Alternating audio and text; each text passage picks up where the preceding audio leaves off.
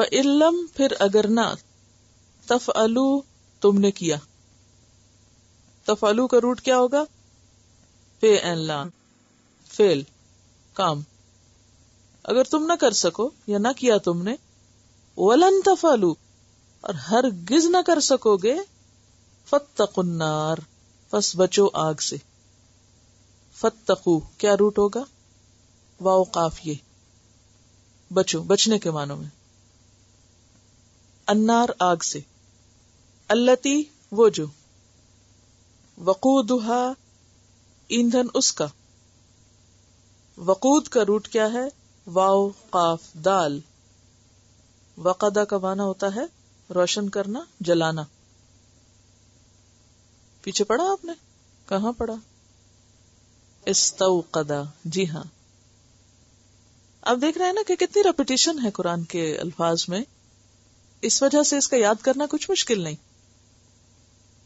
وقودها الناس ایندھن اس کا لوگ ہیں، انسان ہے. والحجارۃ اور پتھر. حجارہ سے ملتا جلتا کوئی لفظ آپ کو معلوم ہے؟ حجر اسود. ہجر نہیں ہوتا، حجر ہوتا ہے، ٹھیک ہے. حجر اسود، حجر جو ہے وہ ایک خاص علاقے کا نام ہے. سورۃ الحجر بھی ہے، اس کو حجر نہیں پڑھی.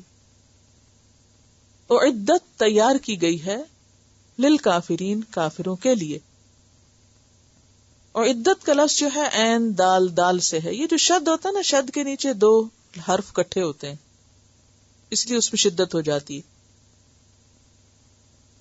عدد، عین دال دال، عدد. عدد کا معنی کیا ہوتا ہے؟ گنتی. تو گننا، شمار کرنا، یعنی کسی چیز کا اس طرح تیار کرنا کہ وہ گنی جا سکے. تیار کی گئی ہے یعنی اس کا ٹیمپریچر جو ہے وہ معلوم ہے، کوانٹٹی، اس کی انٹینسٹی سب معلوم ہے. اور عدت کہ کس درجے میں کس کو ڈالنا ہے. منافقوں کو کہاں جانا ہے، کافروں کو کہاں جانا ہے، بے عمل لوگوں کو کہاں جانا ہے. ہر ایک کے لیے جگہ تیار ہے اس کے عمل کے مطابق. للکافرین کافروں کے لیے. کافرین کس کی جمع ہے؟ کافر کی. فَإِن لَّمْ تَفْعَلُوا پھر اگر تم نہ کر سکو، نہ بنا سکو. وَلَن تَفْعَلُوا اور ہرگز کر بھی نہ سکو گے. اگر نہ کر سکو، کر سکتے بھی نہیں ہو، ساتھ ہی بتا دیا گیا. کوشش کر بھی لو تو نہیں کر سکتے، تو پھر کیا کرو؟ مان جاؤ کہ اللہ کا کلام ہے. فَاتَّقُوا النَّارَ کیونکہ اگر نہیں مانے تو پھر ٹھکانہ آگ ہے. فَاتَّقُوا النَّارَ بچو آگ سے. التی وہ جو، وقودها الناس والحجارہ جس کا ایندھن انسان اور پتھر ہیں. انسان اور پتھر، جی ہاں. پتھروں کی آگ تو آپ کو معلوم ہے پتھر کی قسم کا کوئلہ ہوتا ہے یا پتھر والا کوئلہ ہوتا ہے، لیکن یہاں صرف پتھر نہیں بلکہ انسان بھی جہنم کا ایندھن ہوں گے. ابن عباس کہتے ہیں کہ پتھروں میں سے تو وہ ان کے بت مراد ہیں جن کو وہ پوجتے ہیں، جیسے قرآن پاک میں آتا ہے انکم وما تعبدون من دون اللہ حسب جہنم. سورۃ الانبیاء آیت نمبر 98 کہ بے شک تم خود اور جن کی تم عبادت کرتے ہو اللہ کو چھوڑ کر، وہ سب جہنم کا ایندھن ہے، فیول ہے، جس سے جہنم کی آگ بھڑکائی جائے گی. تو پتھر ہیں، انسان بھی جلیں گے، اور صرف جلیں گے نہیں، انسان جب اس میں ڈالے جائیں گے تو ان سے آگ اور بھڑکے گی. سمجھ رہے؟ جیسے جلتی پہ تیل ڈالا جاتا نا، تو انسانوں کے جہنم میں جانے سے جہنم کی آگ اور تیز ہو جائے گی. کیوں؟ اب دیکھیے کہ انسانی جسم کے اندر ایک بڑی مقدار کیلشیم کی ہے، فاسفورس کی ہے. کیلشیم کیا ہوتا ہے؟ چونا ہوتا ہے نا، اس کے اندر سے حرارت نکلتی ہے. کبھی چونا دیکھا؟ اس کے اوپر پانی ڈالیں تو کیا ہوتا ہے؟ گرم ہو جاتا ہے نا، ببل نکلنے لگتے ہیں اس کے اندر سے. یہ کیلشیم ہی ہوتی ہے، وہ چونا ہوتا ہے. تو اس سے تو یعنی کہ خود ہیٹ نکلتی ہے. اور دوسرا فاسفورس یہ جو دیا سلائی ہوتی ہے ماچس، اس کے اوپر جو مٹیریل جلتا ہے، جس کو آپ یوں رگڑتے ہیں تو کیا نکلتا ہے اس میں سے؟ شعلہ، آگ. تو یہ دونوں چیزیں تو آگ بھڑکانے والی اور حرارت خارج کرنے والی ہیں. جب جلتی ہوئی آگ، جہنم تو پہلے ہی دہک رہی، اس میں انسانوں کو ڈالا جائے گا تو یہ نہیں کہ وہ آگ ٹھنڈی ہو جائے گی یا مدھم ہو جائے گی، انسانوں کے پڑنے سے وہ اور بھڑکے گی. جہنم کی شدت اور تیزی کو محسوس کرایا گیا ہے کہ اس کو کوئی معمولی چیز مت سمجھو. اس قرآن میں شک کرنا اور اس قرآن سے ہدایت نہ لینا انسانوں کے لیے ہلاکت کا ذریعہ ہے. فاتقوا النار، بچو اس آگ سے. وقودها الناس، دیکھیے انسانوں کا ذکر پہلے ہے، جس کا ایندھن انسان ہے. والحجارہ، اور پتھر ہیں. اعدت، جو تیار کی گئی ہے، کی جا چکی ہے تیار. جہنم از دیر، موجود ہے اس وقت بھی، تیار ہے. بس انتظار ہے کس کا؟ کہ وہ دن آئے جو انصاف کا دن ہے، یوم الدین ہے، لوگوں کا فیصلہ ہو اور پھر جس کو جہاں جانا ہے وہاں پہنچے. لیکن وہ موجود ہے، اور یہی درست عقیدہ ہے کہ جہنم موجود ہے. یہ نہیں کہ قیامت کے دن بننا شروع ہوگی. اسی لیے نبی صلی اللہ علیہ وسلم جو معراج پہ تشریف لے گئے تو آپ کو دکھائی گئی. وہ صرف ایک خیالی چیز نہیں تھی، وہ اصل تھی. اب اگلا سوال یہ کہ وہ کہاں ہے؟ کیا زمین کے اندر ہے جہنم یا باہر ہے؟ اس روز آپ نے گیلیکسیز اور کائنات کے جو وسعت ہے اس کے بارے میں پڑھا تھا کہ ہماری زمین کیا چیز ہے، اس میں ذرے جتنی بھی نہیں.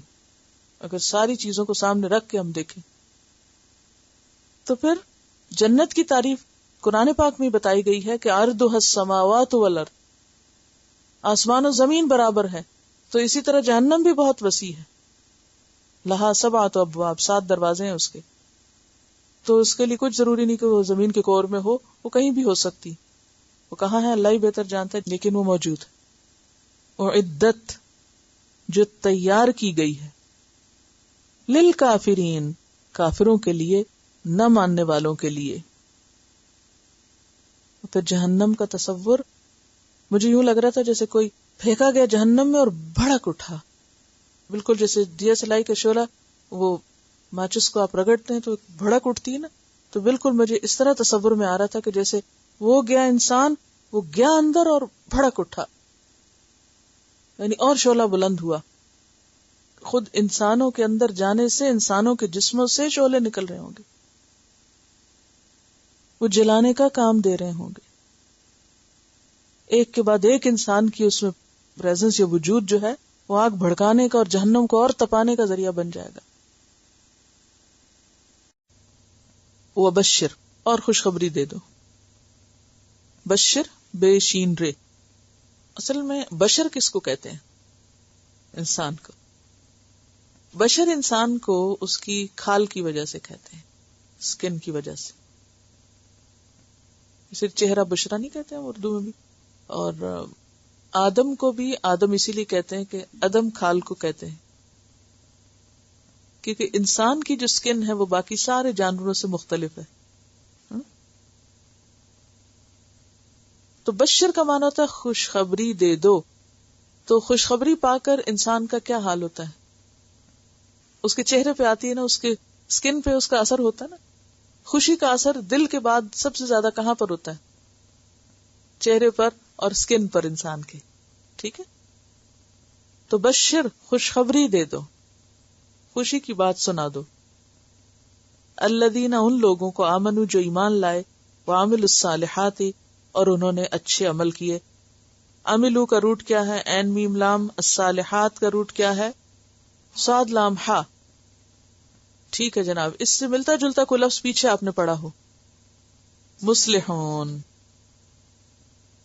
ان لہم، بے شک ان کے لیے، جنات، باغات ہیں. جنت کی جمع. اچھا، جنت کا لفظ جو ہے نا یہ اسی روٹ سے ہے، جیم نون نون، جس سے جن ہے. ٹھیک، جن کا لفظ بھی اسی سے ہے. جن کس کو کہتے ہیں؟ یہ جن کو جن کیوں کہا جاتا ہے نظر نہیں آتا. جن کا مطلب ہوتا ہے جو ہمارے حواس سے پوشیدہ ہو، جو ہمیں نظر نہ آئے. تو جنت ایسے باغ کو کہتے ہیں کہ جس کا سایہ اتنا گھنا ہو کہ جس کی وجہ سے زمین نظر ہی نہ آئے. افریقہ کے جنگلات بعض آپ نے دیکھے ہوں گے کہ جو اتنے گھنے ہوتے ہیں کہ جس سے سورج کی روشنی زمین تک جاتی ہی نہیں. تو جنت بھی ایسے ہی گھنے قسم کے درختوں پر مبنی ہے کہ جس کی زمین ڈھکی ہوئی، یعنی اوپر سے آپ دیکھیں تو پورے کا پورا لش گرین، بہت ہی خوبصورت نظارہ. تو ایک باغ نہیں، کئی باغ ہیں، تجری جاری ہیں. تجری کا روٹ ہے جیم رے، یہ جاری ہیں، بہتی ہیں، اصل میں تیزی سے چلنے کو کہتے ہیں. ایک ہوتا ہے چلنا اور ایک ہوتا ہے تیز چلنا. بھاگنا جیسے ہوتا ہے نا، جرا بھاگنے کے معنوں میں بھی آتا ہے. تو تجری یعنی تیز چلتا ہے، یعنی تیز تیز چلتا ہے ان کا پانی ہے جو بھی اس کے اندر ہے. من تحتہا، ان کے نیچے سے. من کا مطلب سے، تحت کہتے ہیں انڈر، نیچے. من تحتہا، ان کے نیچے. یہ جو من تحت ہوتا ہے نا، کسی کے انڈر ہونا، اس کے کئی معنی ہوتے ہیں. فلاں شخص آپ کے انڈر ہے، اس کا کیا مطلب؟ ماتحت. ماتحت بھی تو کہتے ہیں نا، وہ کیوں کہتے ہیں ماتحت؟ انڈر ہے. اچھا، جو انڈر ہوتا ہے اس کو کیا کرنا پڑتا ہے؟ بات ماننی پڑتی. کس کی؟ جس کے وہ انڈر ہوتا ہے. ٹھیک ہے، اس کا مطلب یہ ہے کہ وہ اہل جنت کی مرضی کے تحت ہوں گی. من تحتہا، ان کی ملکیت میں ہوں گی، ان کے انڈر ہوں گی. کیونکہ قرآن پاک میں ایک اور جگہ پر آتا ہے کہ یفجرونہا تفجیرا، جدھر جی چاہے گا ان کا اس کو ادھر نکال لے جائیں گے. دنیا کی نہریں تو جس روٹ پہ جا رہی ہیں آپ ان کا روٹ نہیں چینج کر سکتے، ان کو اپنی مرضی کے مطابق نہیں موڑ سکتے، بہت ایفرٹ لگتی ہے اس میں. لیکن جنت کی نہریں ماتحت ہے، آپ کے انڈر ہے، جدھر چاہیں آپ ان کو موڑ لیں. ٹھیک ہے، ایک تو یہ معنی ہے. دوسرا یہ ہے کہ وہ نیچے ہیں، یعنی ویسے بھی فزیکلی بھی نیچے کو بہ رہی. کبھی آپ نیاگرا فالز گئے ہوں اور اوپر اونچے ہوٹل سے آپ نے اس کے نیچے فالز کو دیکھا ہو. ایک تو ہے نا کہ فالز اوپر اور آپ نیچے، وہ اور نظارہ ہے. اور ایک آپ اوپر ہو اور فال نیچے ہو. اس سین کو یاد کیجئے اگر کبھی آپ نے اتنا وقت نکالا ہو کہ وہاں جا کر تھوڑا قدرت کا نظارہ دیکھیں. اور اگر اس آیت کو آپ نے سمجھنا ہے تو آپ کو ایک ٹرپ لگانا پڑے گا اور من تحتہا کو ایکسپیرینس کرنا پڑے گا. من تحتہا کا کیا مطلب ہے؟ تو من تحتہا ان کا نیچے بہنا اور نیچے جاری ہونا. اچھا، اسی طرح ملکہ سبا جب حضرت سلیمان علیہ السلام کے پاس ان کے محل میں آئی تھی تو انہوں نے کیا کیا؟ اپنا کپڑا اٹھا لیا، کیونکہ شیشے کے فرش کے نیچے پانی بہ رہا تھا. انہوں نے سمجھا کہ شاید یہ میں پانی میں جا رہی ہوں، تو کپڑا اٹھا لیا. تحتہا ایک معنی یہ بھی ہو سکتا ہے، اور چونکہ وہ جدھر چاہیں نکال لیں، جہاں چاہیں لے جائیں، تو اس میں یہ کہ اس کے اوپر چل بھی رہے ہوں گے اور نیچے سے پانی کا نظارہ بھی ہو رہا ہوگا. یعنی یہ معنی بھی ہو سکتا ہے. اور اصل تو جنت کی حقیقت کیا ہے دیکھا ہی نہیں کسی نے، کوئی کیا بیان کرے گا اس کا. صرف جو بتایا گیا ہے یا جو انسان امیجن کر سکتا ہے اسی طرح اس کو لے کے چلتا ہے. لیکن قرآن کے جو الفاظ ہیں ان کے اندر ایک معنی کا دریا چھپا ہوا ہے. اس کے اندر جتنا بھی آپ غور و فکر کرتے چلے جائیں تو من تحتہا الانہار، ان کے نیچے ہیں نہریں. انہار کا روٹ جو ہے وہ نون ہے رے ہے، نہر. نہر کا لفظ عربی میں دریا کے لیے بھی استعمال ہوتا ہے، یعنی بالکل چھوٹی چھوٹی کو نالیاں نہیں مراد یہاں، بلکہ وسیع پیمانے پر. اور تھوڑا سا یہاں یہ بھی ذکر کرتے چلیں کہ جنت کی نہریں جو قرآن میں بیان ہوئی وہ 4 قسم کی ہوئی ہیں. ایک تو پانی کی نہریں، اور پانی ایسا کہ جس کا رنگ ذائقہ وغیرہ خراب نہ ہو. مما ان غیر آسن. دوسری شہد کی نہریں، من عسل مصفا، صاف شفاف شہد کی نہر. اور پھر وہ چلتا شہد، چلتا جائے، اسٹل ساکت، ساکن نہیں کسی ایک جگہ پہ ڈرم بھر کے نہیں رکھا ہوا بلکہ فلوئنگ. تیسری قسم کی نہر من لبن، دودھ کی نہریں. اب کلرز بھی آپ دیکھیں، پانی کی نہر، شہد، اور شہد کے تو کئی رنگ ہوتے ہیں، شہد کی نہر، پھر دودھ کی نہر، اور پھر شراب کی نہریں بھی. نہر من خمر، شراب کی نہریں. لذت للشاربین، جن میں پینے والوں کے لیے بہت ہی لذت ہے اور ٹیسٹ ہے، اور اس میں پی کے نہ سر درد ہوگا اور نہ ہی طبیعت خراب ہوگی، نہ ہی کوئی نشہ آئے گا کسی کو. تو یہ 4 قسم کی نہروں کا ذکر ہے قرآن میں. تو تجری من تحتها الانہار، یہ ساری ان کی اپنی ملکیت میں ہوں گی، جتنا جس سے جیسے چاہیں جب چاہیں پیئیں. اور پھر آپ دیکھیں کہ جو جاری چیز ہوتی ہے نا، اس کا اپنا ایک لطف ہوتا ہے. آپ نے دیکھا ہوگا کہ جو بہتا پانی ہوتا ہے نا، اس کے کئی رنگ بھی ہوتے ہیں. تو بات یہ ہے کہ تجری، یعنی کہ صرف اتنا نہیں کہا گیا کہ نہریں ہوں گی ان کے لیے، بلکہ کیا ہوگا، تجری، چلتی نہریں، ان کی ملکیت میں نہریں. اور پھر ان کے کئی رنگ. اور پھر آپ دیکھیے کہ جو لہریں اٹھتی ہیں چلتے پانی کی، ان کے اندر خود ایک حسن ہوتا ہے. کبھی آپ چلتے پانی کے کنارے کھڑے ہو جائیں تو آپ وہاں سے ہٹنا نہ چاہیں گے، یعنی اس کا اپنا ہی ایک لطف ہے. کبھی کوئی گرتا پانی یا بہتا پانی تو آپ دیکھتے ہیں کہ دیکھتے ہی جاتے ہیں، حالانکہ وہ ایک ہی کام کر رہا ہوتا ہے، مگر آپ دیکھتے ہی جاتے ہیں، دیکھتے ہی جاتے ہیں. اس کے اپنے اندر ایک اٹریکشن بھی ہے، ایک خوبصورتی بھی ہے.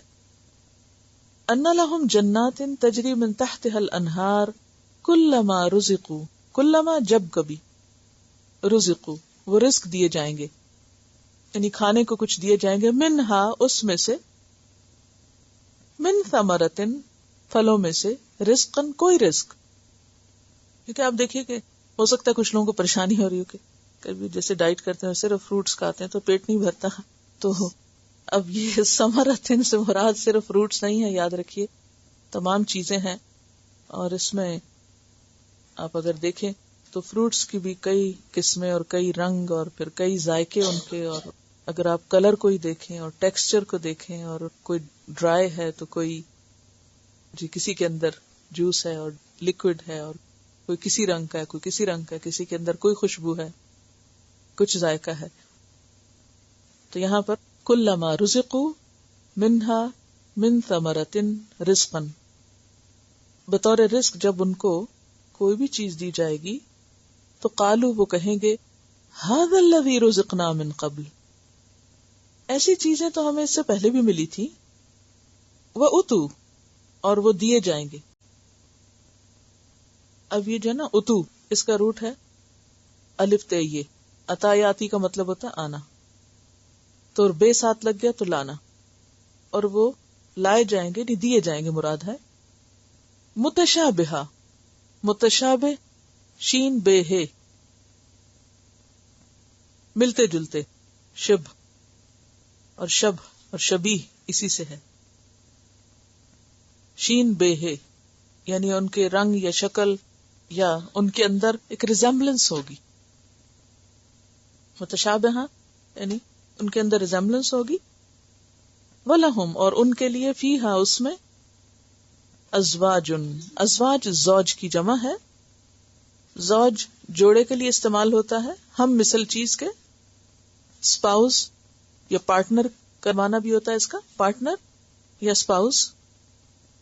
نر ہو یا مادہ ہو، یعنی میل ہو یا فیمیل ہو، دونوں کے لیے زوج کا لفظ استعمال ہوتا ہے. ہمارے اردو میں تو زوجہ استعمال ہوتا ہے نا عورت کے لیے، لیکن عربی میں عورت کے لیے بھی زوج ہے اور مرد کے لیے بھی زوج ہے،